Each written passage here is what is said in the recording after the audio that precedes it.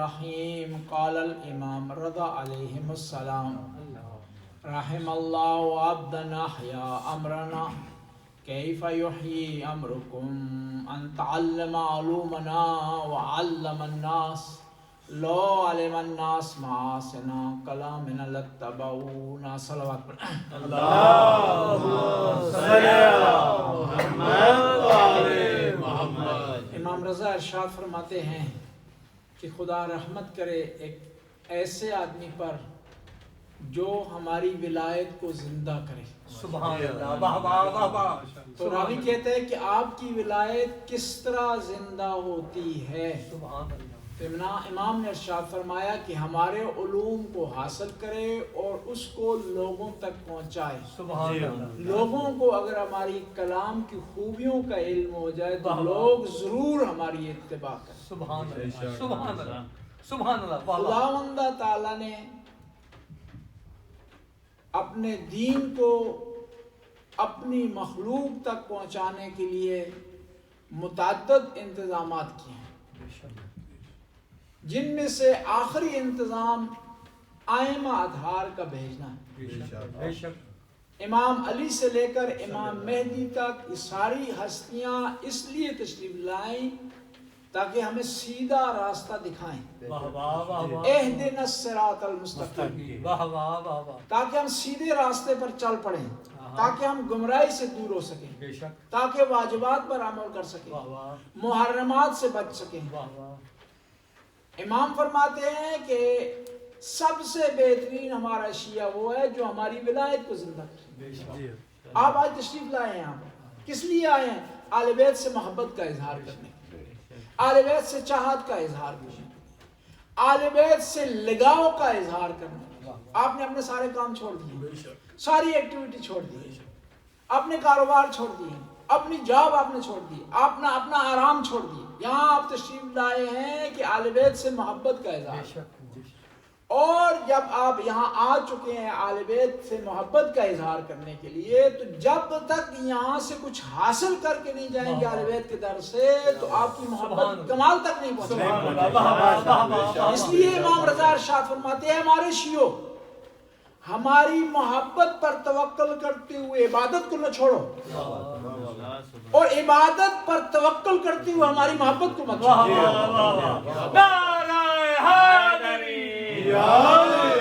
تمہاری عبادت اس وقت تک مکمل نہیں ہوگی جب تک ہم سے محبت نہیں کرو گے، اور ہماری محبت اس وقت تک مکمل نہیں ہوگی جب تک تم عبادت نہیں کرو گے۔ سبحان اللہ، سبحان اللہ۔ آپ کی نماز اس وقت تک قبول نہیں ہوگی جب تک آپ کے دل میں اہل بیت کی محبت نہ ہو، بے شک بے شک۔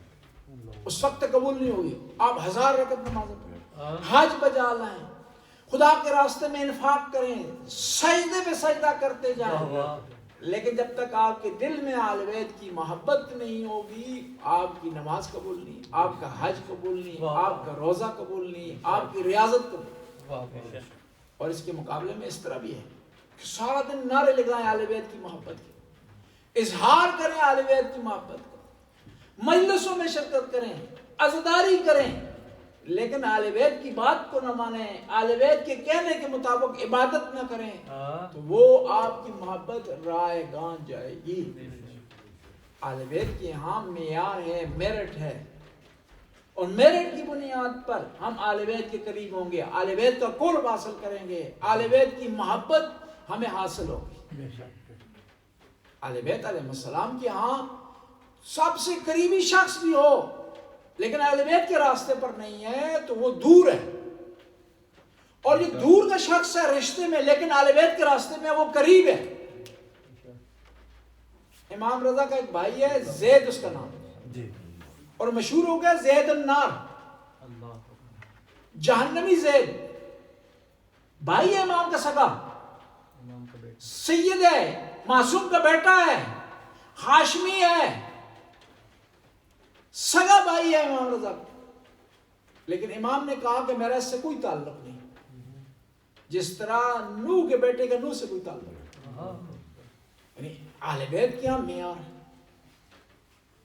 اس نے کیا کیا؟ کیوں امام نے دوری اختیار کی اس سے؟ امام رضا نے، اور نام اس کا پڑ گیا زید النار، واضح کرنے کے لیے یعنی جہنمی زید. حالانکہ اسی تاریخ میں ایک اور زید ہے جس کا نام زید شہید ہے.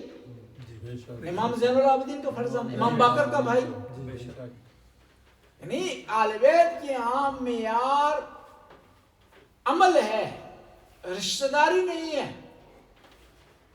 اور بعض ایسے افراد تھے جسے ابا سلط ہے, امام کے صحابی ہیں, بے شک. امام کے خادم ہیں, واہ واہ. امام کے رازدار ہیں, امام رضا کے. کیا بات ابا سلط, خواجہ ابا سلط کے نام سے مشہور ہے. یعنی یہاں سید نہ ہونے کے باوجود اب خواجہ کے لائے ہیں, یعنی باب الحوائج. سبحان اللہ. سبحان معصوم کی دور کی بات ہے, جو آدمی ان کے در پر جھک جاتا ہے وہ باب الحوائج بن اللہ. جاتا واہ واہ واہ واہ. صحیح سبحان بات. اللہ. ہے. اس کے یہاں لوگ حاجت پیش کرتے ہیں اس کو, اور حاجت روائی کرتا ہے وہ. واہ واہ. یعنی قریب نہیں ہے, رابطہ نہیں ہے, لیکن خواجہ بن گیا. اس کے مقابلے میں بھائی سگا دور ہو گیا. اس لیے نام نے ارشاد فرمایا کہ جو بھی آدمی ہماری تعلیمات کو حاصل کرے اور ان کو لوگوں تک پہنچائے, وہ کیا ہے, وہ ہماری طرف سے دعا کا مستحق بنے گا. رحم اللہ عبدن, خدا رحمت کرے ایسے آدمی پر. اور معصوم کی دعا رد نہیں. بے شک بے شک. آپ ایک حدیث امام کی یاد کریں اور اس کو لوگوں تک پہنچائیں تو آپ رحمت کا مرکز بن جائیں گے, واہ واہ. سبحان اللہ. بلکہ لوگ آپ سے رحمت حاصل کریں. واہ واہ. لیکن بشرط ہے کہ ہم پہلے حدیث کو پڑھیں, اس کو سمجھیں, پہلے خود اس پر عمل کریں, پھر لوگوں تک پہنچائیں. ہمیں پتہ ہی نہ ہو کہ امام کی حدیث کیا ہے, ہمیں پتہ ہی نہ ہو کہ کون سی کتاب سے یہ حدیث حاصل کرنی ہے, ہمیں پتہ ہی نہیں ہو کہ کس طرح یہ حدیث ہم نے حاصل کرنی ہے. پیغمبر نے ارشاد فرمایا نا, انی تارکم فیکم الثقلین کتاب اللہ و عطرت اہل البیت, کہ میں تمہارے درمیان دو چیزیں چھوڑ کر جا رہا ہوں. کس لیے چھوڑ کر گئے؟ کیا صرف احترام کیا جائے؟ آیا صرف ان کے نام کو چوما جائے؟ صرف آیا اپنی حاجت حاصل کرنے کے لیے صرف ان کی زیارت پر جایا جائے؟ نہیں, اس لیے چھوڑ کر جا رہا ہوں کہ ان سے رہنمائی حاصل کرو. اور تم اس وقت تک گمراہ نہیں ہوگے جب تک قرآن اور اہل بیت کا دامن تھامے رہو. بے شک. انی تارکم فیکم الثقلین کتاب اللہ و عطرت اہل البیت ما ان تمسکتم بہما لن تضلوا بعدی, کہ جب تک تم دونوں ان سے متمسک, دونوں سے متمسک رہو گے گمراہ نہیں ہوگے. تمسک کس طرح کیا جا سکتا ہے اہل بیت سے؟ صرف یہ اپنی حاجت کے لیے ان کی بارگاہ میں حاضری دی جائے, اپنی پریشانی دور کرنے کے لیے ان کی بارگاہ میں جو حاضری دی جائے, اپنے لیے پوسٹ اور مقام حاصل کرنے کے لیے ان کی بارگاہ میں حاضری دی جائے. نہیں, ہدایت حاصل کرنے کے لیے. دیکھیں, آپ دنیاوی کاموں میں اچھے آدمی سے مشورہ لیتے ہیں, اور فیلڈ کے مطابق آدمی سے مشورہ لیتے ہیں. آپ نے ڈاکٹر کے پاس, ایک ڈاکٹر کا انتخاب کرنا ہو تو ایک اچھے ڈاکٹر سے پوچھتے ہیں کون سا اچھا ڈاکٹر ہے. مکان خریدنا ہو تو میگلر کے پاس آپ جاتے ہیں. آپ نے کوئی اور چیز خریدنی ہو اس کے ایکسپرٹ کے پاس آپ جاتے ہیں.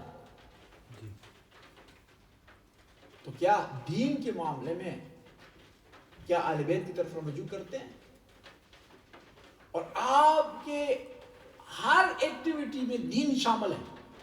آپ جب دنیا میں آتے ہیں نا, اس وقت سے لے کر جب تک دنیا میں ہیں تو آپ کا ہر عمل پانچ حکموں سے خالی نہیں ہے. یا وہ واجب ہے, یا خدا نخواستہ حرام ہے, یا مستحب ہے, یا مکروہ ہے, یا مباح ہے. کون آپ کو بتائے گا یہ آپ جو کام کر رہے ہیں ان پانچوں حکموں میں سے کون سا حکم اس پر لاگو ہوتا ہے؟ کہاں سے آپ کو پتہ چلے گا؟ آپ کو امام کی بارگاہ سے پتہ چلے گا. آپ کو امام کی بارگاہ تک لے جائے گا کون؟ وہ آدمی جو امام کی حدیث کا آشنا ہوگا, امام کی حدیث کو جاننے والا ہوگا, امام کی حدیث کو سمجھنے والا ہوگا, امام کی حدیث کو پرکھنے والا ہوگا. پھر میں عرض کرتا ہوں کہ تمام عبادتوں کا مرکز اہل بیت کی محبت ہے. امام رضا مدینے سے تشریف لائے, مرو, آج جس جگہ کا نام مشہد ہے اس کا نام پرانا مرو تھا یا خراسان تھا. یا اس کا نام توس تھا. ہم زیارت میں پڑھتے ہیں امام رضا کی ایو المدفون بیارت توس، اس کے کئی نام. اور اس علاقے میں جو انٹرسٹ تھی وہ نشاپور تھا، جہاں آج بھی امام رضا کے قدموں کے نشان ہیں وہاں پر، جہاں آج بھی امام رضا کے ہاتھ مبارک سے جاری شدہ چشمہ موجود ہے. امام رضا تشریف لائے اور اس وقت نشاپور احادیث کا مرکز ہوا کرتا تھا.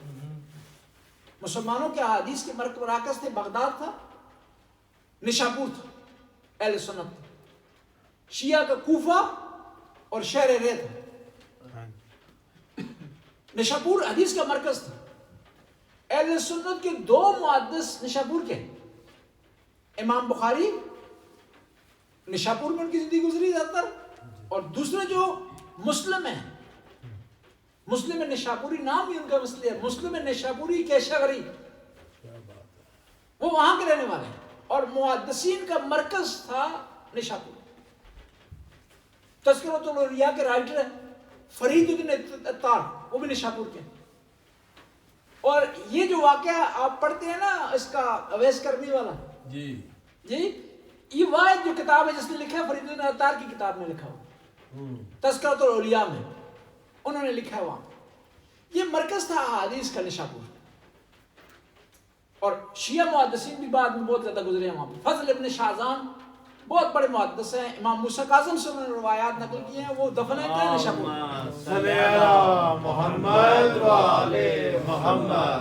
امام آئے نشاپور میں تو وہاں پر ہزاروں قلم منتظر تھے کہ امام رضا کی حدیث کو لکھیں. سبحان اللہ، سبحان اللہ.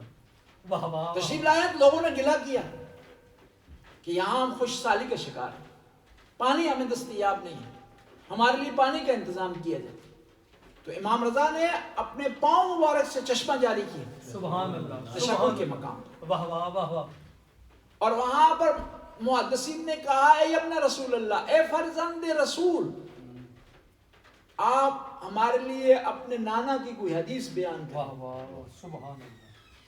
تو اس سے پہلے کہ حدیث بیان کریں، امام نے سلسلہ سند بیان کیا. سبحان اللہ. اور اس حدیث کو کہا جاتا ہے سلسلۃ الذہب، واہ واہ. یعنی ایسی حدیث جس کے سارے راوی، جس کی ساری روایت کی جو چین ہے بیان کرنے والے ہیں، وہ سونے کی چین ہے. ذہب کہتے ہیں سونے کی، خالص ہے. واہ واہ واہ. اس میں پرکھنے کی ضرورت نہیں ہے کہ راوی صحیح تھا یا غلط تھا. اس میں پرکھنے کی ضرورت نہیں ہے کہ اس روایت کا راوی غلط تھا یا صحیح تھا، عادل تھا یا عادل نہیں تھا، حافظہ اس کا کمزور تھا یا ناقص تھا.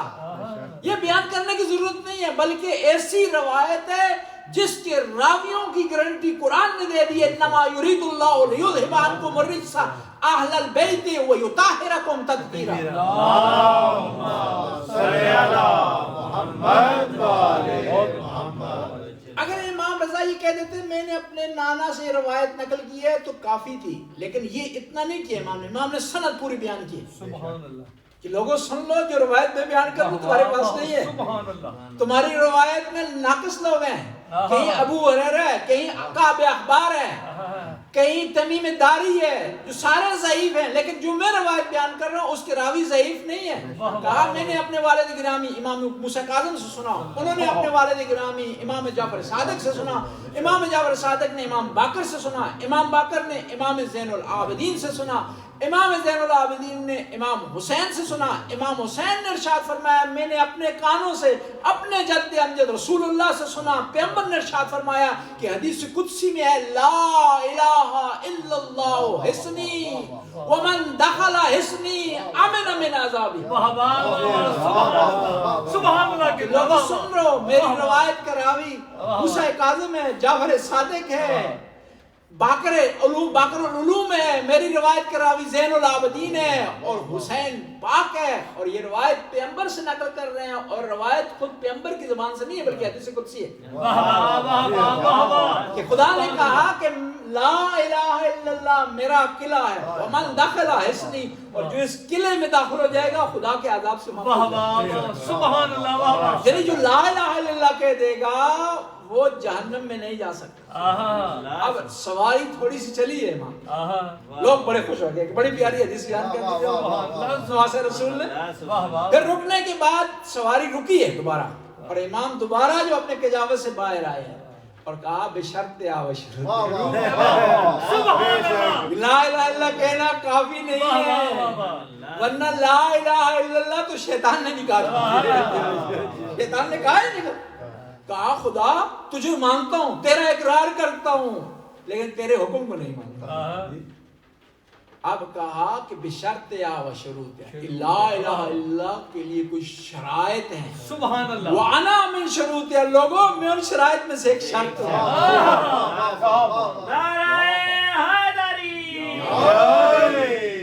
اس لیے کہا جاتا ہے نا کہ اسلام کے جو ارکان ہیں ان میں سے مین رکن ولایت امیر المومنین.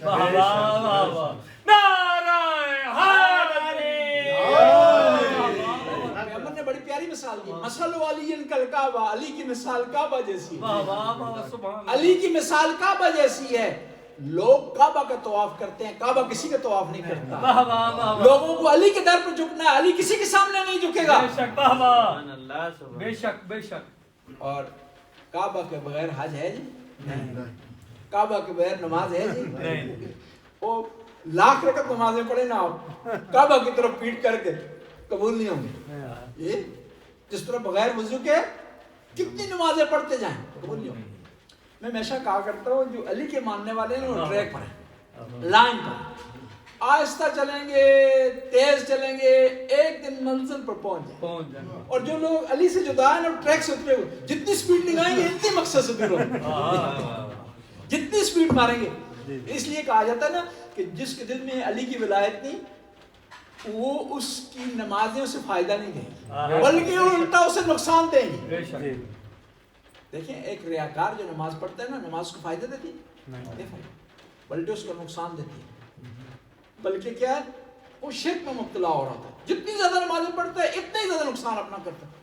جس کے دل میں امیر المومنین کی ولایت نہیں, وہ ٹریک سے اترا ہوا ہے, ٹارگٹ سے دور ہے, منحرف ہے, اور جتنی سپیڈ لگائے گا, جتنی نمازیں پڑھے گا, اتنا ہی ثواب کی بجائے سے گناہ ملے گا. آپ کہہ سکتے ہیں کہ یہ کس طرح ہو سکتا ہے کہ ثواب کے بغیر گناہوں سے ملے. اس کی مثال اس طرح ہے کہ کہیں بغیر مالک کی اجازت کے نا آپ جتنا بھی کام کریں آپ مستحق نہیں کرا, بلکہ کیا ہوتا ہے بعض کا آپ کسی کے یہاں بغیر اجازت کے کام شروع کر دیں نا, تنخواہ تو دور کا مسئلہ, چوری کا الزام لگ سکتا ہے. یہ چوری کا الزام لگ سکتا ہے. اس لیے تو کہا خدا نے ارشاد فرمایا قل لا اسألکم علیہ اجرا الا المودۃ فی القربى. دیکھیں کچھ شرائط ہوتی ہیں نماز میں, عبادت میں. آپ پر وضو واجب ہے نماز کے لیے, لیکن آیا غصبی پانی سے وضو کر کے نماز آپ کی ہو جائے گی؟ نہیں ہوگی. اور آیا غصبی دین کے ذریعے آپ کی عبادت قبول ہوگی؟ نہیں. ایک واقعہ مجھے یاد آ گیا, امام جعفر صادق علیہ السلام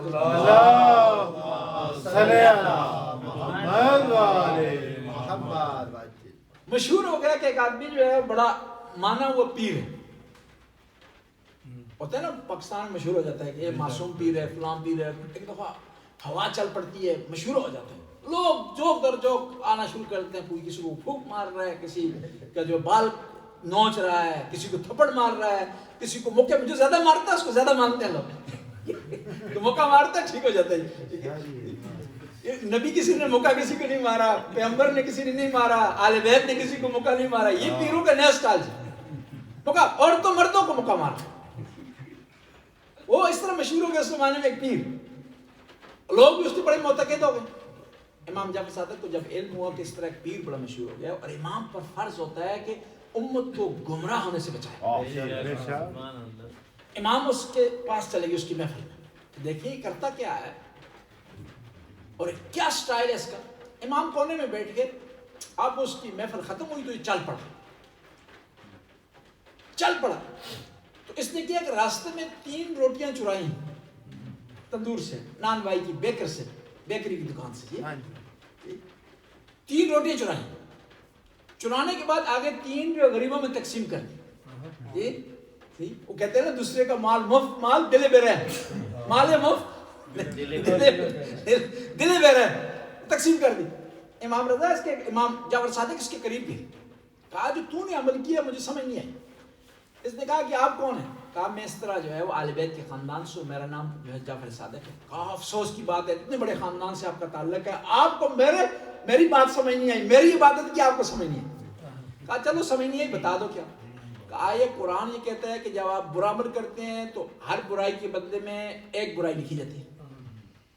میں نے 3 روٹیاں چرائی ہیں، 3 برائیاں میرے نام پہ لکھی ہیں. آگے میں نے تقسیم کی ہے، قرآن کہتا ہے کہ 1 نیکی کرو گے تو 10 ملیں گی. جی خدا جو کتنا صحیح ہے، رحمان رحیم ہے، گناہ صرف 1 لکھتا ہے، نیکیاں 10 لکھتا ہے، کتنا کریم. کہا دیکھیں میں نے 3 روٹیاں چرائیں، 3 گناہ مجھے ملے، 3 لکھے گئے. اور جب میں نے 3 روٹیاں تقسیم کی آگے تو مجھے 30 نیکیاں ملی ہیں. 30 1 نہیں 2 نہیں 30. اور 30 میں سے 3 نکالنے کتنے رہ جائیں گے جی؟ 27 میرے پروفٹ میں. بڑا پیارا پروفٹ جی، بڑا حساب کتاب رکھا. امام نے کہا تو نے قرآن میں نہیں پڑھا کہ خدا متقی لوگوں سے قبول کرتا ہے، چوروں سے قبول نہیں کرتا. اور جو دین جن کے پاس چوری کا ہو ان سے کبھی قبول نہیں ہوگا. دین وہ قبول ہوگا جس میں آل بیت کی محبت شامل ہوگی، وہ دین برحق ہوگا، وہ دین حق پر ہوگا، وہ حقیقت پر ہوگا.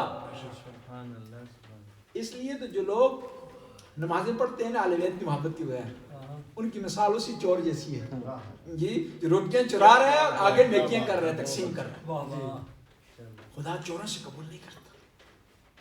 اور چوری ضروری نہیں ہے مال کی ہو، چوری ضروری نہیں ہے کسی پراپرٹی کی ہو. چوری دین کی بھی ہو سکتی ہے اور مقام کی بھی ہو سکتی ہے. اگر غدیر کے اعلان کے باوجود پیغمبر کے قول کو ٹھکرا کر کے کسی اور کو میدان میں لاتا ہے تو وہ بھی چوری کر رہا ہے. اور پھر چور منصب الہی کا مستحق نہیں ہو سکتا. اور چور کی خود نماز بھی قبول نہیں ہے اور جو اس کو فالو کرے گا اس کی نماز بھی قبول نہیں ہے. امام رضا علیہ السلام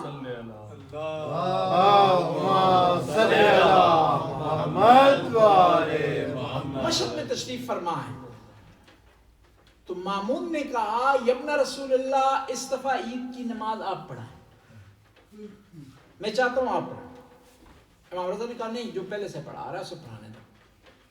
کہا نہیں آپ نواسہ رسول ہیں، آپ عید پڑھائیں، اس کی شان شوکت. پھر امام رضا نے ارشاد فرمایا کہ میں اس طرح عید کی نماز پڑھاؤں گا جیسے میرے نانا رسول اللہ پڑھایا، میرے نانا رسول اللہ پڑھایا. امام رضا گھر سے نکلے، جوتیاں امام نے اتار دی اور تکبیر کی آواز بلند کی، اللہ اکبر. تکبیر پڑھتے ہیں لا الہ الا اللہ، بے شک تکبیرات جو ہوتی ہیں عید کے دن پڑھتے ہیں. امام نے تکبیرات بلند کرنا شروع کیا اور چلنا شروع کر دیا. اور جیسے ہی امام آگے بڑھ رہے ہیں لوگوں کو ہجوم امام کے ساتھ ہمراہ ہو رہا ہے. اور ابھی آدھا راستہ طے کیا تھا، فضل بن ربی نے پیغام پہنچایا مامون کو کہ اگر نواسہ رسول اسی حالت میں عیدگاہ تک پہنچ گئے تو تیری حکومت ختم ہو جائے گی. جب مامون نے یہ صورتحال دیکھی تو فوراً پیغام بھیجا کہ یبن رسول اللہ کافی ہو گیا جی، آپ کی بات ٹھیک تھی، وہی آدمی نماز پڑھائے گا جو ہمیشہ پڑھاتا تھا. امام رضا نے کہا کہ تجھے پتہ نہیں کہ ہم اپنے نانا کی سیرت پر چلنے والے ہیں، ہم اپنے نانا کی سیرت کو کبھی چھوڑ نہیں سکتے.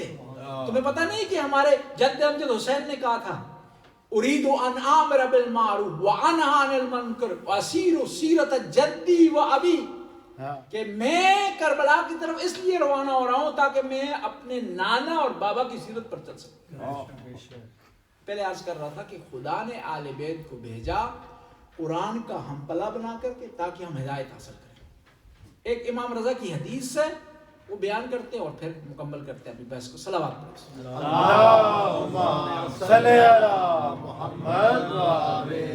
امام رضا ارشاد فرماتے ہیں لا یتم عقل امرئ مسلم حتی تکون فیہ 10 خصائل. ایک مسلمان آدمی کا عقل اور اس کا ایمان اس وقت تک مکمل نہیں ہو سکتا جب تک اس میں 10 خصوصیات نہ ہوں، 10 کوالٹی نہ ہوں۔ ہمیشہ بچے ہم سے سوال کرتے ہیں کہ ہمیں کیسا شیعہ ہونا چاہیے، کون سی کوالٹی ہمارے اندر ہونا چاہیے، اور اہل بیت کون سی کوالٹی ہمارے اندر چاہتے ہیں؟ الخیر منہ معمول، وہ ہے وہ جو خیر سے بھرا ہو، نیکی سے بھرا ہو، کبھی کسی کی مدد کر رہا ہے، کبھی کسی کو اچھا مشورہ دے رہا ہے، کبھی کسی کے کام آ رہا ہے، کبھی کسی کی مشکل برطرف کر رہا ہے، یہ خیر اس میں سے لوگوں کو ملنی چاہیے۔ اور پھر وَالشَّرْعُ مِنْهُ مَعْمُومٌ، اور اس سے شر کی توقع نہ کی جاتی، کسی کی غیبت نہیں کرتا، کسی پر تہمت نہیں لگاتا، کسی سے بد اخلاقی نہیں کرتا، کسی کا دل نہیں دکھاتا، کسی حقوق کو پامال نہیں کرتا، اور اپنے گھر سے لے کر پورے معاشرے میں اچھائی پھیلانے کی کوشش کرتا ہے۔ اور بعض اوقات یہ ہوتا ہے کہ بعض لوگ باہر اچھے ہوتے ہیں، گھر میں اچھے نہیں، اچھائی گھر سے شروع ہونی چاہیے، اپنے والدین سے شروع۔ دوسرے لوگوں سے خوش اخلاق ہوں گے، والدین سے بد اخلاق، دوسرے لوگوں سے خوش اخلاق ہوں گے، زوجہ سے بد اخلاق، دوسرے لوگوں سے خوش اخلاق ہوں گے، بچوں سے بد اخلاق نہیں۔ آپ نے کردار پیش کرنا ہے، بچہ آپ کو کاپی کرتا، آپ سچ بولیں گے بچہ سچ بولے گا، آپ خدا نخواستہ اپنے کلام میں سچائی کے حوالے سے کمی بیشی کریں گے تو بچہ کمی بیشی کرے گا، آپ وقت پر نماز پڑھیں گے بچہ وقت پر نماز پڑھے گا، آپ کوتاہی کریں گے نماز میں بچہ کوتاہی کرے گا۔ اور پھر یہاں کے بچے پاکستان کی طرح نہیں ہیں ڈریں، واضح کہہ دیں کہ آپ مجھے کہہ رہے ہیں خود عمل نہیں کر رہے اس پر۔ اور پھر فرماتے ہیں ماں یستکثر قلیل الخیر من غیرہ، دوسروں کی تھوڑی اچھائیوں کو زیادہ کر کے بیان کرتا ہے۔ کسی نے آپ سے نیکی کی ہے، تھوڑی سی نیکی کی، آپ کو چاہیے اس کو بیان کریں۔ کسی میں تھوڑی سی نیکی ہے اس کو بڑھا چڑھا کر بیان کریں، کیونکہ آپ کی نیکی میں کمی نہیں ہوگی اگر اس کی نیکی کو بیان کرتے ہیں۔ اگر کسی کی نیکی کو بیان نہیں کر رہے گویا آپ میں حسد پایا جاتا ہے۔ اور ہمیشہ یہ انصاف سے کام لیں، بے انصافی اس معاملے میں نہ کریں۔ ہم کیا کرتے ہیں، کسی سے محبت کرنا شروع کر دیتے ہیں تو غیروں کی خوبیاں بھی اسے دینا شروع کر دیتے ہیں، اور جب کسی سے نفرت کرتے ہیں تو اس کی ذاتی خوبیاں بھی اس سے چھین لیتے ہیں۔ امیر المومنین ارشاد فرماتے ہیں کہ انسان جب کسی کی طرف اقبال کرتا ہے، رخ کرتا ہے، تو غیروں کی خوبیاں بھی اس کو دے دیتا ہے، جو اس پہ نہیں ہوتی اس کو دینا شروع کرتا ہے، اور جب اس سے منہ پھیرتا ہے تو اس کی ذاتی خوبیاں بھی اس سے چھین لیتا ہے۔ انصاف سے کام لینا چاہیے، کہیں یہ آدمی مجھے اچھا نہیں لگتا لیکن اس میں یہ خوبی ہے، پھر آپ کا مال پر ہے۔ یہ آدمی اچھا نہیں ہے، میری پارٹی کا نہیں ہے، میرے گروپ کا نہیں ہے، مجھے پسند نہیں ہے، لیکن اس میں یہ خوبیاں ہیں، ایسے کہتے ہیں کمال۔ خوبیوں کو، لوگوں کی خوبیوں کو بیان کریں، ان کی برائیوں کو چھپائیں۔ حدیث میں ہے کہ بڑے کا احترام کرے اس لیے کہ اس کی نیکیاں زیادہ ہیں، چھوٹے کا احترام کیا کہ اس کو گناہ کا۔ یعنی آپ کیا ہے اس حوالے سے دیکھیں، ہم الٹا دیکھتے ہیں، بڑے کا احترام نہیں کرتے یہ سوچ کر کے کہ اس کی گناہ زیادہ ہیں، جی بڑا جو عمر زیادہ ہوگی زیادہ گناہ زیادہ ہو۔ چھوٹے کا احترام اس لیے نہیں کرتے کہ اس کی نیکیاں کم ہیں، نہیں سب کا احترام اور نیکی میں پہل کریں۔ بعض اوقات ہم کتراتے ہیں کہ اسلام کے اوپر یہ مجھ سے چھوٹا ہے، چھوٹا ہے بڑا ہے، آپ نے اپنا حساب کرنا ہے، آپ نے اپنے لیے نیکیاں کمانی ہے، آپ نے اپنے جو ہے وہ بیلنس کو دیکھنا ہے، اس کو بڑھانا ہے، آپ نے نیکیوں کے بیلنس کو بڑھانا ہے، آپ نے اس میں چھوٹا بڑا نہیں ہے۔ اور سب سے کمال یہ ہے کہ انسان انا کو چھوڑ دے، انا پرستی نہ کرے۔ کہتے ہیں قیامت کے میدان میں ایک آدمی داخل ہوگا تو شان و شوکت سے داخل ہوگا، سارے تعجب کریں کہ کون ہے، لوگ کیا سرائیاں کرنا شروع کر دیں، کوئی کہے گا یہ نبی ہے، کوئی کہے گا صالحہ میں سے، کوئی کہے گا شہداء میں سے، اتنا بڑا اس کا احترام، رسپیکٹ ہے اس کی، اتنا روب دبدبہ ہے اس کا۔ تو آواز قدرت آئے کہ یہ انبیاء سے نہیں ہے، صالحہ میں سے نہیں ہے، شہداء میں سے نہیں، یہ وہ آدمی جس نے اپنی انا کو مار دیا۔ بعض بات یہ ہوتا ہے نا، ہم کسی سے ناراض ہو جاتے ہیں تو انا آڑے آ جاتی ہے کہ میں کیوں پہل کروں، میں کیوں رضا نامہ کروں، الگ وہاں یہ سوچے کہ مجھے پہل کرنی چاہیے، مجھے نیکی حاصل کرنی چاہیے، مجھے جلدی نیکی حاصل کرنی. جب دو مسلمان صلح کرتے ہیں آپس میں نا تو دونوں جنت کے مستحق ہو جاتے ہیں. لیکن پہلے کون داخل ہوتا ہے؟ جو پہل کرتا ہے، جو پہل کرتا ہے، آگے ہاتھ بڑھاتا ہے.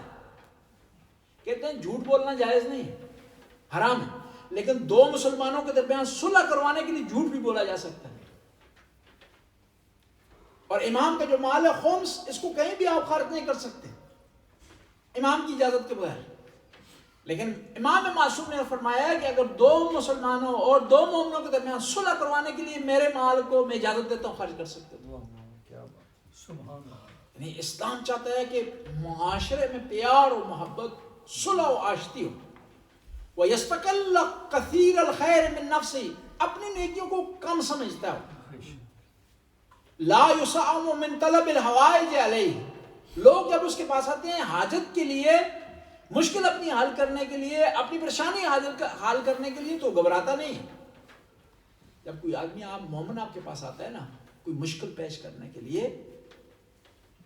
تو یہ خدا کی طرف سے نعمت ہوتی ہے. بلکہ بعض افراد ایسے ہوتے ہیں جو خدا کے بھیجے ہوئے، کہ خدا ان کو بھیجتا ہے تاکہ آپ کی نیکیوں میں اضافہ ہو. جو مال آپ کے پاس کس کا ہے؟ خدا کا دیا ہوا.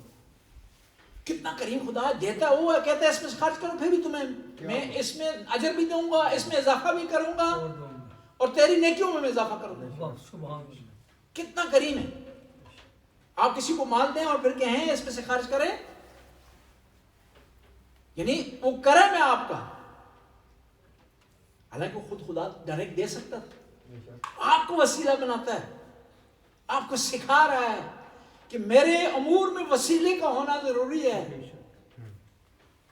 چاہے میں اپنی مخلوق تک پہنچوں، میں وسیلہ اختیار کروں گا، چاہے تم نے میرے تک پہنچنا ہے تو وسیلہ کا ہونا ضروری ہے. بس جو آدمی بھی آپ کے پاس کوئی حاجت لے کر آتا ہے تو اس کو رد نہ کریں. لا یمل من طلب علم طول دہرہ، اور کہتے ہیں مومن وہ ہے جو کہ اپنی زندگی میں علم حاصل کرنے سے نہیں تھکتا. اطلب العلم من المہد الی اللحد، علم حاصل کرو کہاں سے؟ ماں کی گود سے لے کر قبر تک. علم میں ٹائم لمٹ نہیں ہے، ایج لمٹ نہیں ہے، آپ نے حاصل کرنا اس کو. ایک صلوات پہ بلند بس اللہم صلی علی محمد وآلہ. میرے سامنے خراب ہے ہاں جی، یہ ٹھیک ہے جی. جی. وہ صرف 2 ٹائم پہ ٹھیک رہتی ہے، جب اس کے برابر ہو نا ٹائم 24 گھنٹے میں. جی میں اس کو دیکھ رہا ہوں، ٹھیک ہے، میں نے اس کا حساب لگایا، وہ چل ہی نہیں لگے گا، حرکتیں نہیں کر رہی ہے. صلوات پڑھ لو. اللہم صلی علی محمد وآلہ. لگتا ہے آپ لوگ مجھے میری تقریر کو پسند کرتے ہیں، اس لیے جان بوجھ کے گھڑی آپ نے خراب کر دی. وہ جاری ہے، وہ جاری ہے.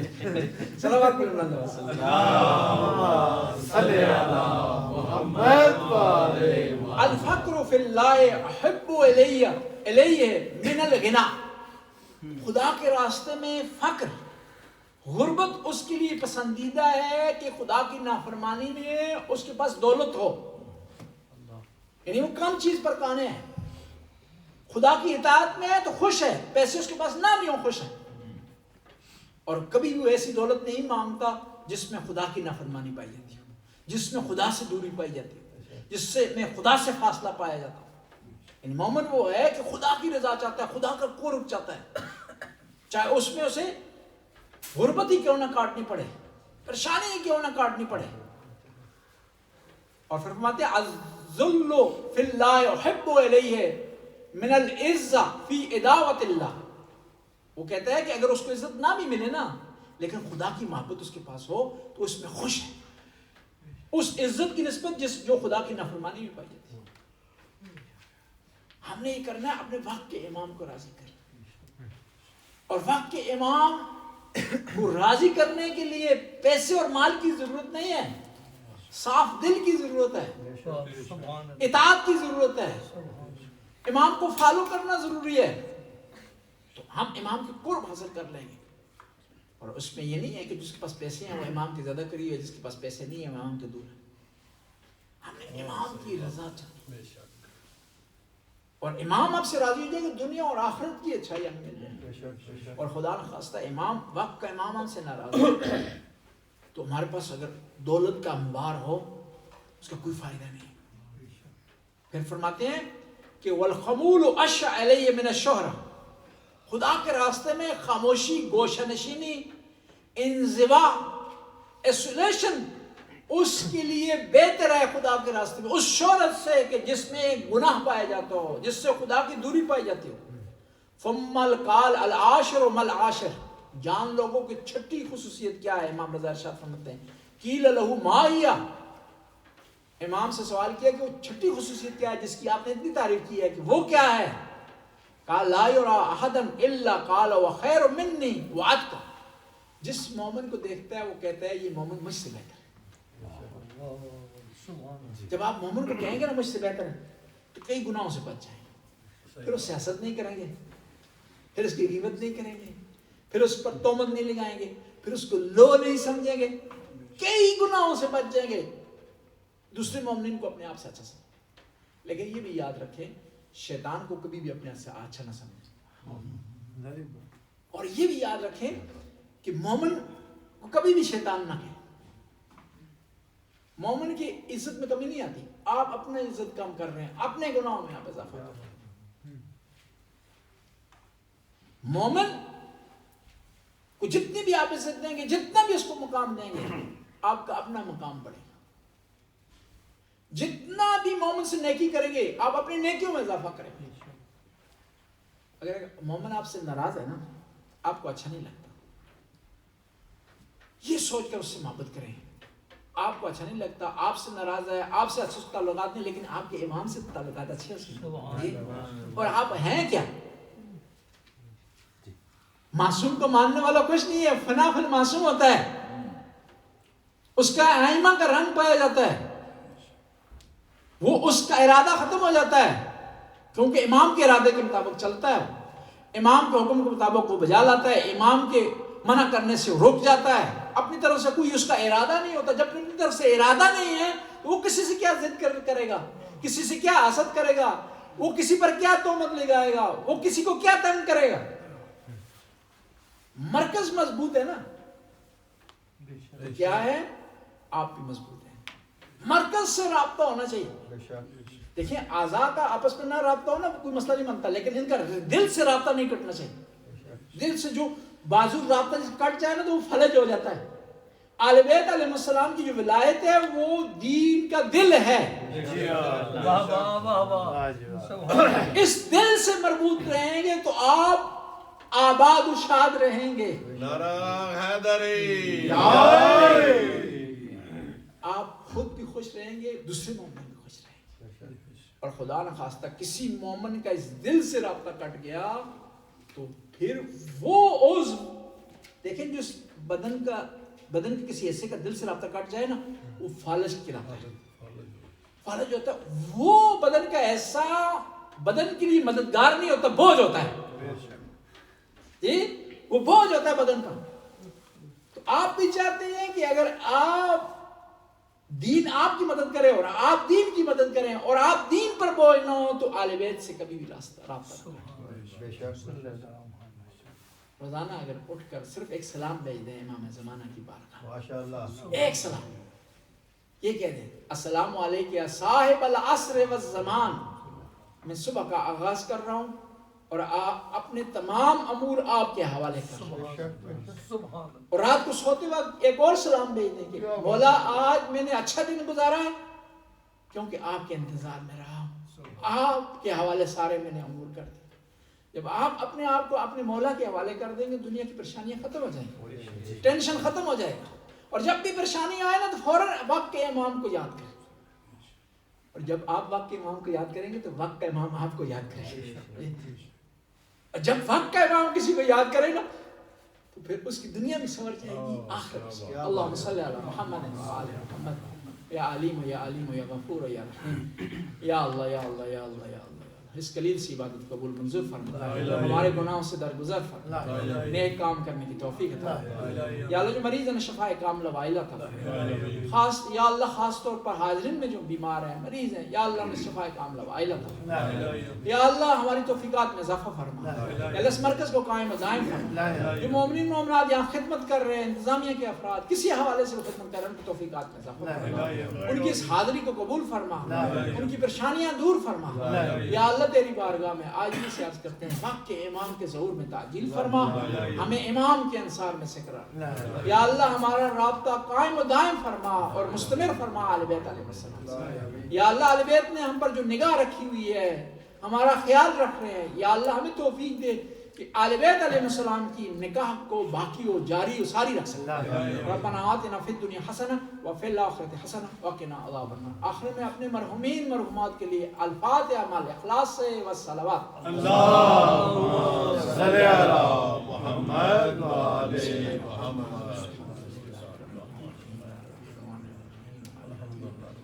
اهدنا الصراط المستقيم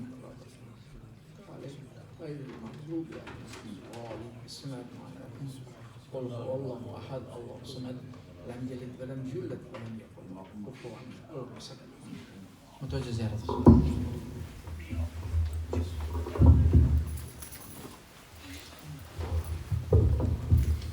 السلام علیکم نبی اللہ، السلام علیکم رسول اللہ۔